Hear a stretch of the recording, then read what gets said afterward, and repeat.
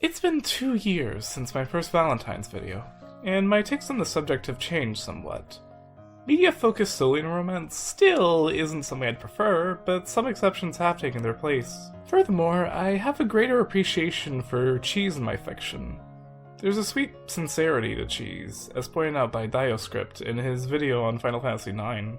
Zidane's line, "Princess, with your permission, I'd like to kidnap you," sounds pretty cliche, but there's a heart to it, and that's why it stuck with me. Similar to Mithra's "I love this world because you're in it," in the case of Xenoblade 2. There's an earnestness to this sort of writing, typical as it may seem, and for me at least, if the characters are well written, I'd actually like this sort of fairy tale romance. Not to say good writing is optional for me, far from it, it's still critical, but like a good shepherd's pie, a layer of cheese on top can enhance the overall experience. And nothing embodies that delicious analogy better than the relationship between Noah and Mio in Xenoblade 3. Fighting from opposing nations at war, Kevas and Agnes respectively, the pair aren't exactly on the best of terms at the start. Noah's able to gain the upper hand against Mio after realizing her movements reflect the pacing of the Agni and Offseeing melody. This shared job as Offseers connecting them right from the start. This connection becomes quickly more literal after Vandam transforms them into Ouroboros and allows them to interlink, fusing the two into one all-powerful being. Interlinking is an intimate procedure. Your memories, your thoughts, they're shared and laid bare. You must trust and communicate with one another to use this form effectively. And because of how often this process occurs, the two become closer much more quickly than they would otherwise. Over the course of the game, we see these two bond, gradually grow closer and open up about their feelings. The connection they now share being shown quite blatantly in Chapter 5, at the city, after meeting the lost numbers, people free from the cycle of reincarnation.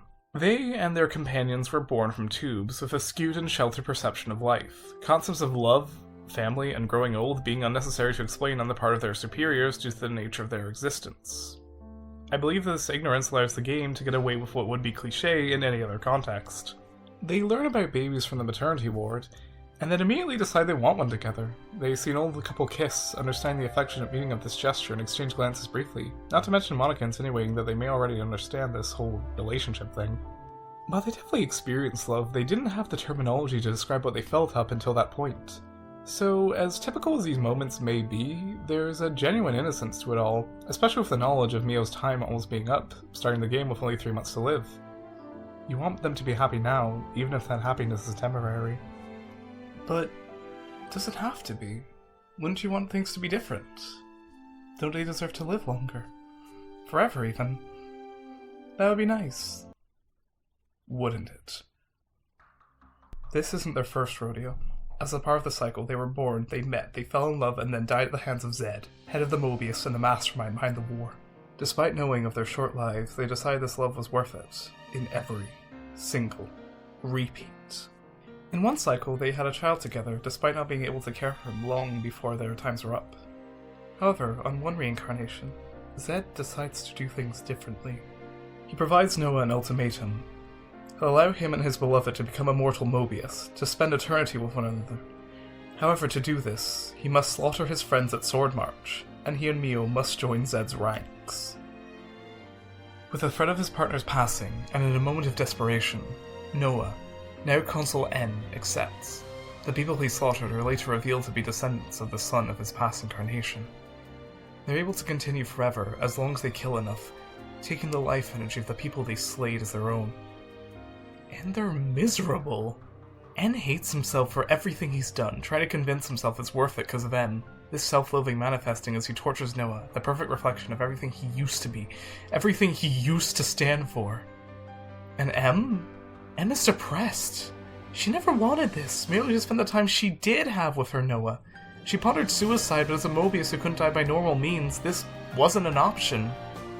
The story never explains why Noah and Mio reincarnate, even with versions of themselves already existing at the same time.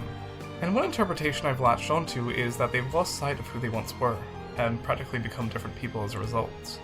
It's heartbreaking to see our heroes like this, to see their relationship like this. Taking this childish dream of being together forever and showing the horrifying reality of that existence. N slaughtered thousands, betrayed his comrades, and took delight in the deaths of thousands. Why? Because he loves her. He loves her so damn much, he threw everything else away to be with her forever, no matter the cost. This is no way to live. What use is there in forever if you're unhappy, using the lives of others just to sustain yours, reduced to nothing more than a vengeful walking corpse continuing to be, without reason? So the party faced them.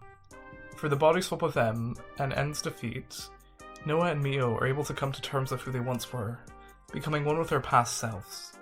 N and M separate from their counterparts, sacrificing themselves in the final battle against Zed, allowing the past to die so the future can live.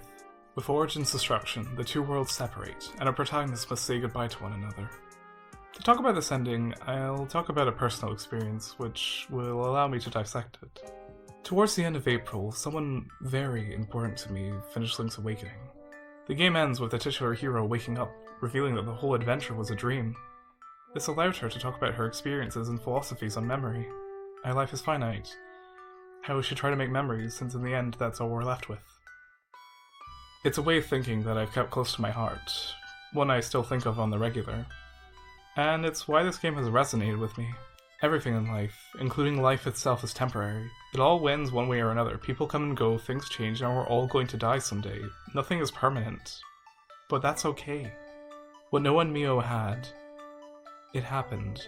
And regardless of how brief their time together was, it matters. It inherently has meaning. Regardless of whether or not they'll meet again, it's clear their experiences together will stick with them. That's why this game resonates with me. And why I love Xenoblade 3. Like, share, and subscribe, and I'll see you all next time. Thank you for watching.